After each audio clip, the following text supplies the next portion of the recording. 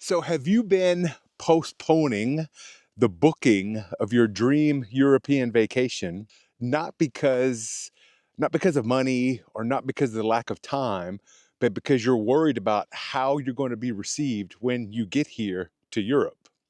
Well, I mean, that's not a crazy question. And a lot of people from the United States are kind of wondering that right now. Um, am I wanted in Europe? Can I make that vacation?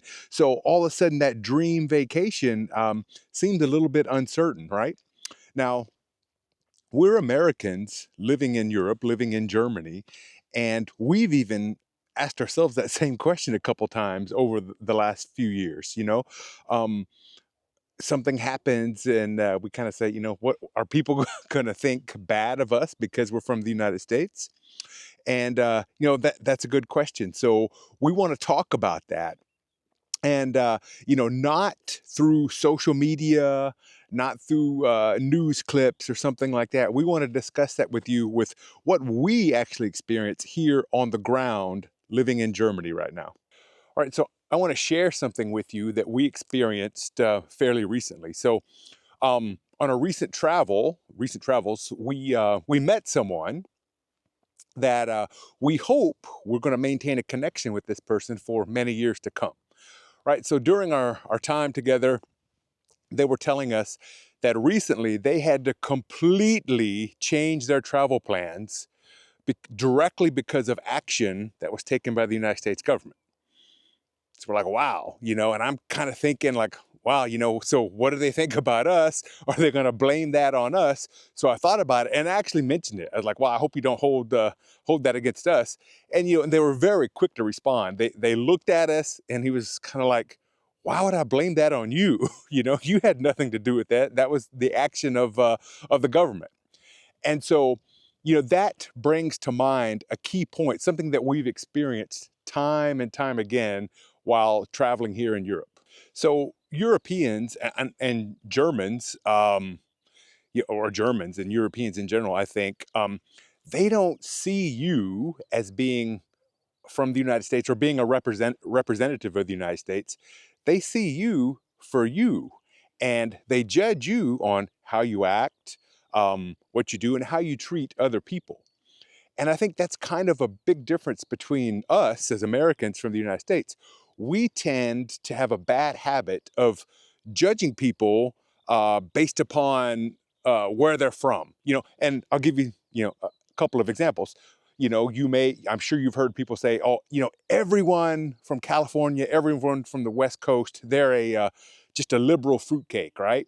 Or they might say, everybody from Texas or everybody from the South, they're just a bunch of ignorant rednecks or whatever.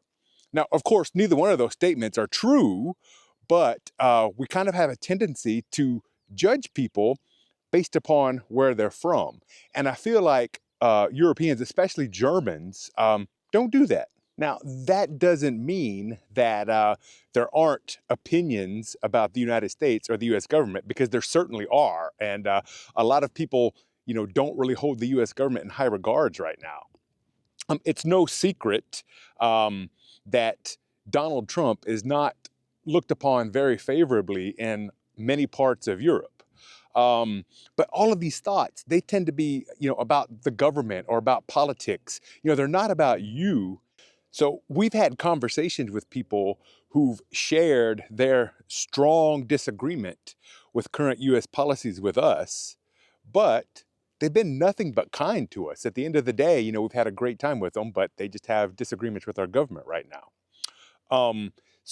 And we've also met a few people here in Germany that actually like Donald Trump and they like his policies, but those people are kind of in the minority, but they do exist. So it's different. Everyone has a different opinion. So it's nuanced. It's not black and white. Just like the people back home, everybody's a little bit different. Everybody sees things differently, and it's no different here in Germany or throughout the rest of Europe. All right. So if you're from the United States and you're wondering, will I be welcome in Europe? The honest answer is yes, but a lot of that depends on how you show up. If you come in and you're respectful, open-minded, and curious, you will almost always be greeted with that same energy. But if you come in confrontational, loud, trying to prove a point, and maybe wearing an angry red hat, then you might be greeted totally differently. All right, now I want to shift gears a little bit and talk about something else, and that's about the tourism protests. So you've probably seen the clips on social media or the news, big crowds in cities like Barcelona, Amsterdam, Venice, people holding up signs, pushing back against tourists, and sometimes even shooting them with water pistols, right? And so that might bring up the question, so are any tourists welcome in Europe right now? And our experience from living here and traveling pretty extensively throughout the continent, we haven't seen any of those protests. Now, that doesn't mean that they don't happen, because they absolutely do. But the thing you got to keep in mind is they're probably not, they're more localized, and they're likely not as constant as the news or social media may lead you to believe, right? And what are the people protesting against? Well, they're not protesting against you as the individual traveler, but they're protesting against over tourism. All right, so in many European cities, tourism is a big part of the local economy.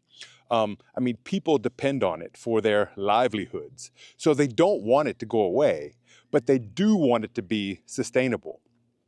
Now, one of the biggest problems with over-tourism is the cruise industry. Now, we've taken a few cruises, so I'm not pointing fingers at anyone or judging anyone, but you think about it, when a cruise ship docks, thousands of people leave the ship and head into the city, right? And they stay there for maybe a few hours. Maybe they buy a meal, or maybe they buy a few souvenirs, and then they're back on the boat, and that's it, right? They really contribute little to the local economy, and many small businesses don't benefit at all from the cruise industry. But while they're there, they put a huge strain on the local infrastructure.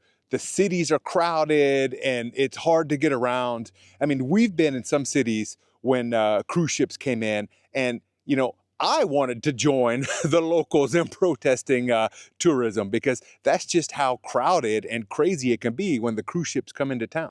Or another issue tied to over tourism is short-term rentals like Airbnb and things like that. So these it can make it extremely difficult for locals to be able to afford living in their city. So an apartment that maybe locals used to live in are now open for tourism. And this might be a good thing for travelers looking for a place to stay, but it can oftentimes price out the locals, and they can't even afford to live in their city. And so some cities have taken action to regulate this and kind of force out Airbnb type rentals. And ultimately, I'm happy to see some control over this, because at the end of the day, you don't want to go somewhere where no locals live, right? You don't want to be in a place and you're surrounded by only tourists, because the people, when you go somewhere, it's the people, not just the monuments, not just the history or the buildings and things like that, but the people make places unique. And if they can't afford to live there, then you're really going to lose a lot of what makes a place special. All right, now I want to talk about something different, and that's money. Because if everything else feels good, you're confident that you're going to be welcomed, your budget may feel a little bit different than it has in years past, especially if you're from the United States. The US dollar has weakened significantly against the euro in the last couple of years. So right now, it's roughly about $1 will buy you about 85 euro cents. So if you go out to eat and you're going to pay 100 euros for a meal, that's going to cost you about $118. Now, 2 years ago, that same 100 euro meal would have cost about $106. So the exchange rate has gotten bad for those of you from the United States. And when you combine that with the inflation around Europe, then it can really take a bite out of your budget. So what can you do about the increase in prices? So a couple of strategies we have. So number one, is we tend to avoid the big name tourist destinations, at least some of the time, right? Some of them you want to see, but as much as possible, we ignore the big name places. Like, for example, instead of going and paying almost 20 euros to sit around and drink a beer with a bunch of other tourists at the Oktoberfest in Munich, maybe find a nice fest at a small Bavarian town or village somewhere. It's probably going to save you a lot of money, and you're going to meet more locals and have a more authentic experience, right? And, you know, Bavaria is not the only region of Germany, and Oktoberfest is certainly not the only festival. You can go to other places. For example, Saxony or Thuringen, beautiful areas with beautiful cities like Erfurt, Dresden, Leipzig. And the costs there are going to be almost always a lot lower than what you're going to pay in Bavaria. All right, and some of our favorite travel experiences have been, for example, going to a village that we'd never heard of in Tuscany just by chance. We wound up there, or running into an alpine festival at a small town in Austria.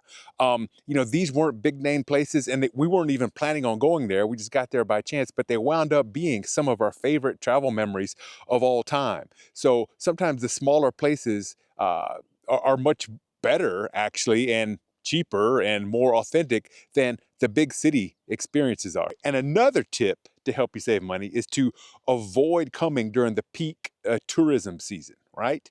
So if you can, come during the shoulder season, or maybe even the complete off season. And this will often get you two big benefits. It'll save you money, and you'll avoid a lot of the crowds.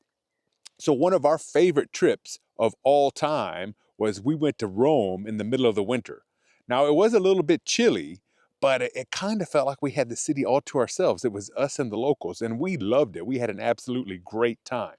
Now, that was several years ago, so I can't say. I'm pretty sure Rome is probably a little bit busier in the middle of winter now than it was then, but it's still nothing compared to what it is during the peak tourism season. All right, and sometimes you just have to ignore travel advice you receive from people. So we were told once to just completely avoid Bari in southern Italy. Right? They said there's not much to see there, and you're really just gonna waste your time. Well, we went anyway.